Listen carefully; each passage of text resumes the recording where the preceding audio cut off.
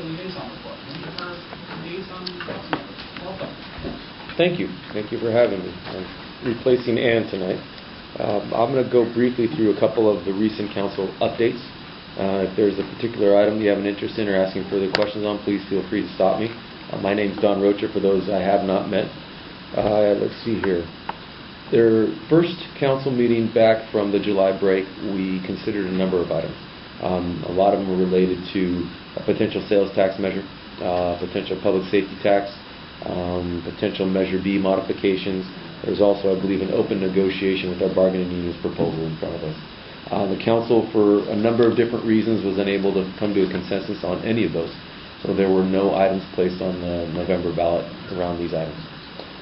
Recent council action that we've taken on some items, drought declaration and measures around that, medicinal marijuana regulations, but that's on your agenda and city staff's here to speak about that, and priority setting. At our council meeting just yesterday, priority setting process is where we have a number of council initiatives or referrals that we refer to staff. Given the bandwidth of staff, we can't have staff working on all 20 to 30 of these. So what we do is that we identify generally the top 10.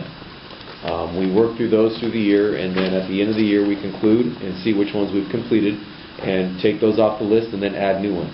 Yesterday we went through the exercise. A number of them were completed, but the council only came to a consensus to add one, which was the mobile home ordinance update. So at this stage I think we have anywhere from 6 active ones with plenty of on the inactive file. With the new mayor and council coming up, I'm not sure how they would address this priority setting process, but I expect that a new mayor would probably have an interest in at least having a discussion about what the priorities are for staff based upon past council referrals. So that was just yesterday in our council meeting.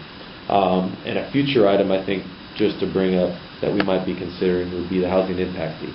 I understand from the housing department that that's going to be on the agenda sometime in November. So that's my brief item. If there's any one of those, I'm happy to speak to them if you have questions.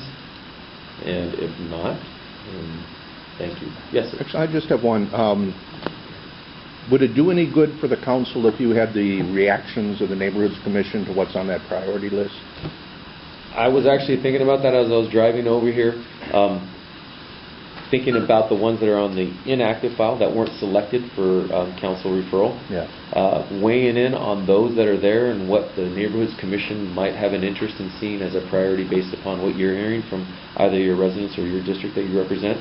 I can't imagine how that would be a bad thing at all. So I was thinking about it as I was driving over here. I think it's a great idea. But again, I think you folks should talk that out as a work plan and also with staff and get a sense of what that means. But hearing from the Neighborhoods Commission or any commission on what they think the priorities are for the City Council, I would encourage that.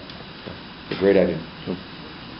Speaking for myself, I watched the process and I'm confused by the voting at the end. It's like you have a primary and then a second election to once you've dwindled it down some, but you just had the one vote and then left. Yeah, in the past we've had another round of votes to see, given that the ones that left, we may now have new votes to go elsewhere. I don't think the mayor and council, majority of the council had an interest in adding new items at this stage. So I agree with you. Any other questions? And we note that Nick Lebowski and Brian and on the calendar live. Good attendance.